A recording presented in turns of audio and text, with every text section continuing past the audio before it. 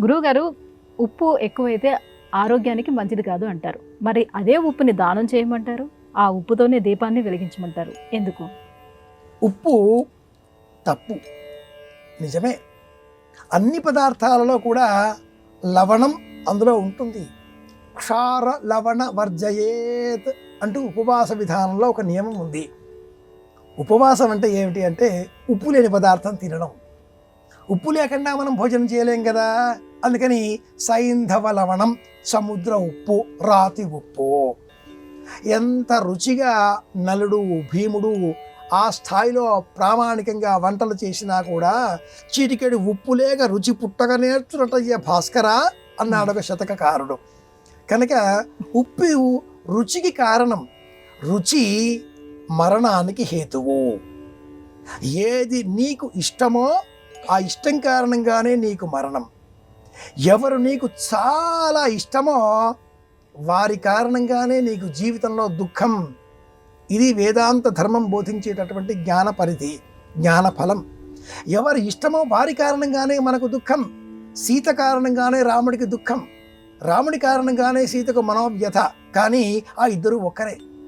అలాగే మన జీవితాలలో కూడా ఎవరంటే మనకు మహాప్రాణమో వారి కారణంగానే నిద్ర లేని రాత్రులు ఎక్కువ అవుతాయి. ఏ పదార్థం మనకు ఇష్టమో ఆ పదార్థమే మనకు రోగకారకమవుతుంది. అలాంటి ఉప్పును మనం, పదార్థానికి రుచి పుట్టించే ఉప్పును మనం తగ్గించుకుంటే, తొలగించుకుంటే, దానంగా ఇస్తే, ఇది నేను అనుభవించే వస్తువు కాదు, మమకారం తగ్గించుకుంటున్నాను, లోకానికి ఉపకారం చేసే శక్తిని పెంచుకుంటున్నాను. పూర్వకాలంలో పండితులు తీపి పదార్థాన్ని తినేటటువంటి వారు. తీపి గురువుకు ప్రతీక. గురుగ్రహ లక్షణం పాండిత్యాన్ని, జ్ఞానాన్ని అందించడం. ఉప్పు స్వీకరించేవారు కాదు. స్థూల శరీరం అలవడేది, స్థూల శరీరం వచ్చేది. ఈ ఉప్పు సముద్రంలో నుంచి, నీటిలో నుంచి లభించింది, రోగకారకమైనది, విసర్జించదగినది, దానంగా ఇచ్చేయాలి. స్వీకరించిన వారు కూడా తమ జీవితంలో దాన్ని వినియోగించకుండా మొక్కల పాదుల మధ్యన, మరీ ముఖ్యంగా కొబ్బరి చెట్ల చుట్టూరా ఉప్పు, లవణం బాగా దొడ్డుగా ఉండేటటువంటిది, పెట్ల ఉప్పు, రాళ్ల ఉప్పు, కళ్ళ ఉప్పు అని పిలుస్తూ ఉంటాం. కొబ్బరి చెట్టు చుట్టూరా ఈ కళ్ళ ఉప్పు పోస్తే కొబ్బరికాయలలో నీరు సమృద్ధిగా లభిస్తుంది. ఆ చెట్టు ఏపుగా ఎదుగుతుంది.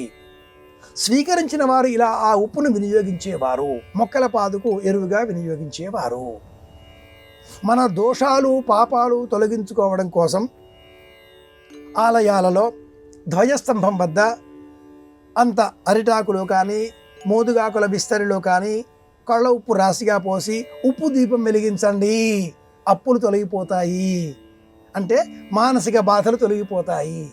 ఏ సందర్భాన్నైనా కూడా సమర్థవంతంగా ఎదుర్కొనే మనోబలాన్ని ఉప్పు తగ్గించుకోవడం ద్వారా పెంచుకోవచ్చు అంటూ బోధించారు. సహజంగా ఉప్పు అన్ని పదార్థాల్లో ఉంటుంది. రసాయన రూపంలో ప్రతి పదార్థంలో కూడా, మామిడి పండులో కూడా ఉప్పు రుచి ఉంటుంది, ఉసిరికలో కూడా ఉప్పు రుచి ఉంటుంది, లక్షణం ఉంటుంది.